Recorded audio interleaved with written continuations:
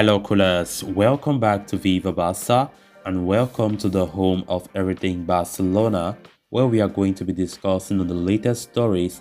We start with this report claiming that Barcelona have found an ideal Busquets replacement in La Liga and could cost up to 60 million euros. We are going to be discussing on that as we progress. Then, secondly, talking about Ricky Puig, who have opened up on his Barca exits, claiming that it hurt him a lot. We are going to be discussing on what Ricky had to say about that. So guys, as we get right into it, if you haven't subscribed to the channel, please make sure to subscribe so you always stay up to date. Give the video a like and please watch it right up to the very end. Barcelona are on the lookout for a long-term replacement for club captain and legend Sergio Busquets. The midfielder, who turned 34 recently, is in the final year of his contract with the Catalans and has his heart set on an exit when his deal expires in 2023. A move to the MLS has been touted for the veteran star, and the Blaugrana need to bring in a long-term heir for him. While the club considered signing someone this summer itself, other pressing concerns in the squad were given priority. So a replacement for the captain could arrive in January or next summer, with Ruben Neves of Wolves being talked about as a possible option. Now, Mundo Deportivo is reporting that Real Sociedad midfielder Martin Zubimendi is another player that Barca are considering as a replacement for Busquets. The 23-year-old has been a permanent fixture in the middle of the park for La Real and has made 100 appearances already, excelling for Real Sociedad, be it playing as a single pivot midfielder or as part of a double pivot. Barcelona have had their eyes on the Spaniard for months now and view him as the ideal replacement for Sergio Busquets, as per the report. However, signing Zubimendi could prove tricky as he has a contract with Real Sociedad until the summer of 2025 and is protected by a release clause worth 60 million euros. Furthermore, aware of the interest from Barca, the Basque club are already planning negotiations with him over a new contract to prolong his stay and increase his release clause amount. Barcelona will play Real Sociedad this weekend in La Liga. They will do so without Busquets as he is suspended after his sending off against Rayo Vallecano last time out. The Catalans will get a good look at Zubimendi as they prepare for a life without Busquets in the near future. Sergio Busquets' time at Barca is slowly coming to an end. The player is expected to leave next summer, when his contract expires, except Barca extend the contract, because we've been hearing countless reports saying that Barca might extend Busquets' contract because of wage cut issues and something like that, but nothing further have been said about that. I really don't see why Barca will be looking to buy another DM when we know players like Frankie de Jong, players like Nico Gonzalez, who is currently on loan at Valencia, in the future can come back and, just need to put trust in them, and they play that role because they are DMs by trade.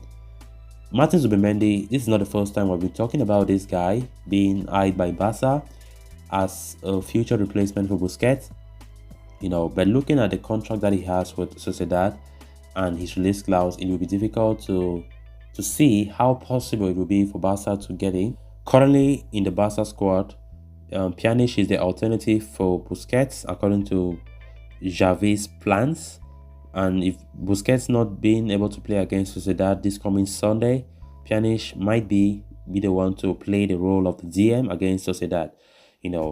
So normally in the future, Barca must have a long-term player, or let me say a long-term replacement for Busquets in that pivot role.